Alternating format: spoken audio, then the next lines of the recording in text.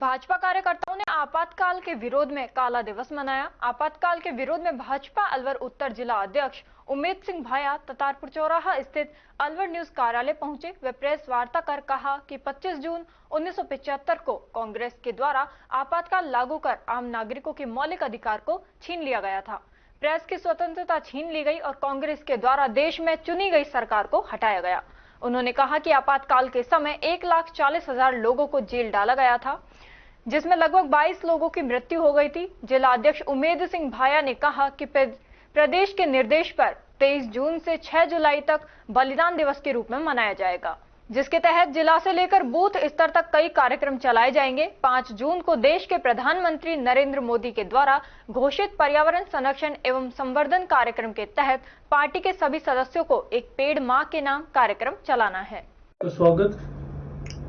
आज से आधी शताब्दी पूर्व 25 जून 1975 को तत्कालीन कांग्रेस पार्टी की प्रधानमंत्री श्रीमती इंदिरा गांधी द्वारा एक तुगलकी फरमान जारी करके पूरे देश के अंदर लोकतांत्रिक संस्थाओं पर प्रतिबंध लगाए, जिसके अंदर मीडिया भी अछूता नहीं रहा।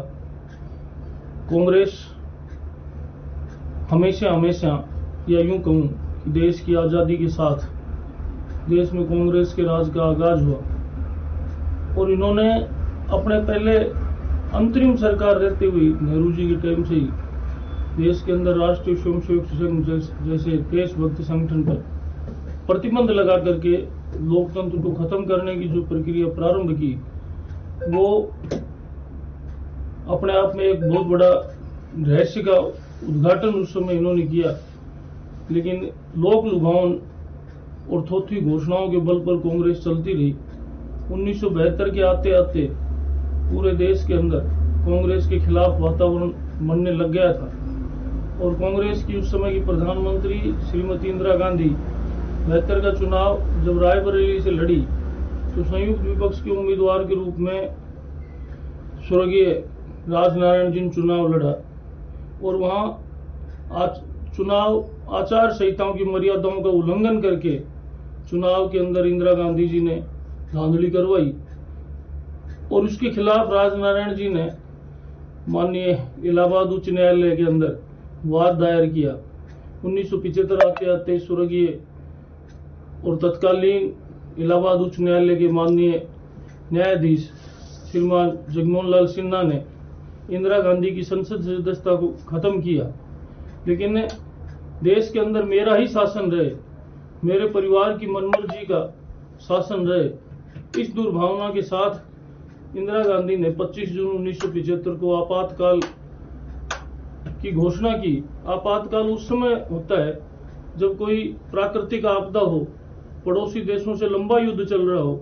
ये दोनों की दोनों स्थितियां ही देश के अंदर नहीं थी, लेकिन केवल अपनी सरकार और सत्ता बचाने के लिए इंदिरा गांधी ने आपातकाल लगाया। उस समय विपक्ष के तमाम नेता सरदेय अटल जी, भैरू सिंह जी, अडवाणी जी और सरदेय जयप्रकाश नारायण जी जैसे देवतुल्य व्यक्तित्व को भी जेल के अंदर रहना पड़ा।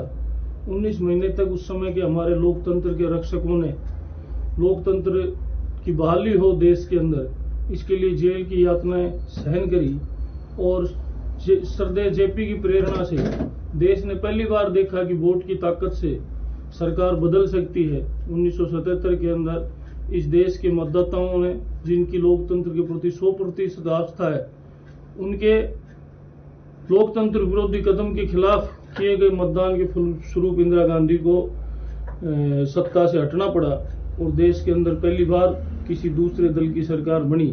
मेरे को खुशी है कि मीसा और डीआरडी कानून के अंतर्गत आपातकाल में जो लोग बंद हुए थे, जिनके परिवार उजड़े, जिनके कारोबार उजड़े, जिनके परिवारों ने उन आपातकाल के खिलाफ जो युद्ध करने वाले योद्धा थे, उनके साथ साथ परिवारों ने कष्ट उठाए। ऐसे पीढ़ी जो वर्तमान में अब तक जीवित हैं, उन सबका सम्मान हमारे आदरणीय मुख्यमंत्री भजनलाल शर्मा जी आज राजस्थान के अंदर मुख्यमंत्री आवास के अंदर करेंगे।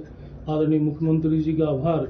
और नई पीढ़ी को भी इस बात से संकल्पित होना चाहिए कि जब लोकतंत्र और सत्य और न्याय की बात हो तो हम किसी भी तरह का संघर्ष करने के लिए सदैव तत्पर रहे।